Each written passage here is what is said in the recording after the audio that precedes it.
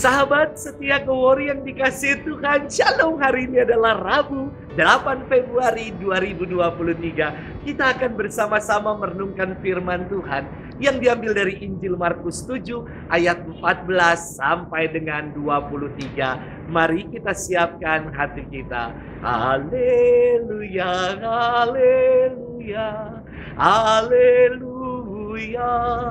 Sabdamu ya Tuhan adalah kebenaran, kuduskanlah kami dalam kebenaran. Haleluya, haleluya, haleluya. Tuhan bersamamu dan bersama rohmu.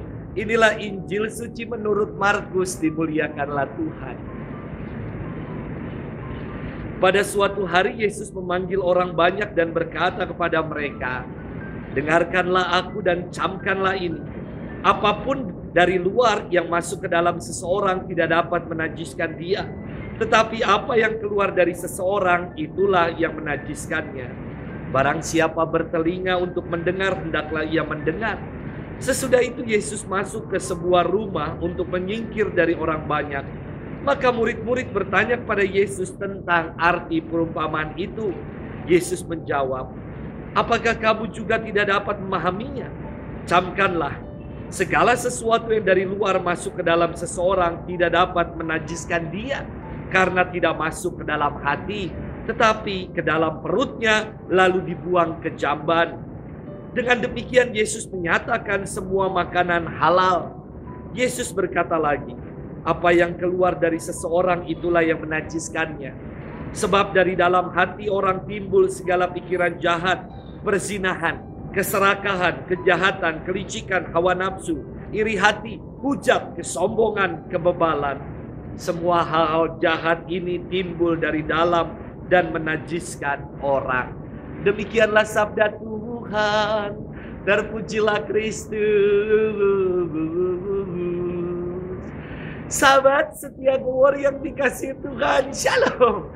Kalau kita jalan-jalan ke Singapura, wah, di tempat-tempat makan selalu ada dua tempat untuk mengembalikan tray, piring, gelas, sendok, dan garpu setelah makan. Ada tempat yang halal dan non halal. Semua yang makan di food station hidup bersaudara dan tidak pernah saling tuding. Ini sendok bebas babi atau tidak ya? Ini piring halal atau haram ya? Tidak ada yang seperti itu. Sahabat setia Kewori yang dikasihi Tuhan, firman Tuhan hari ini melanjutkan firman Tuhan kemarin. Yesus memperbaharui tradisi orang-orang Yahudi kala itu yang sibuk dengan klaim haram atau halal, najis atau kosher, dan mereka yang sudah mabuk kepayang dengan agama. Karena sudah mabuk, tentu mereka gak lagi dapat berpikir dengan jernih. Bagi Yesus, semua makanan adalah kosher atau bisa disejajarkan dengan sebutan halal.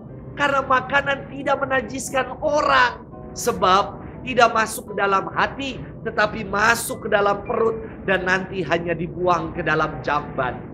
Bagi Yesus, yang menajiskan adalah apa yang dari dalam ini yang keluar, yakni hati yang jahat, dengki, dendam, iri hati, perzinahan, keserakahan, kelicikan, hujat, kesombongan, kebebalan. Itulah yang membuat diri kita menjadi cemar dan najis. Jadi, bukan karena makanan apa orang menjadi najis, kotor, dan tercemar. Namun, dari sikap hidupnya, dari apa yang dikatakan dan dipikirkan. Itulah yang menentukan kualitas hidup orang disebut sebagai orang benar atau orang tercemar. Sahabat setia Kewori yang dikasihi Tuhan, ajaran Yesus ini sangat dalam.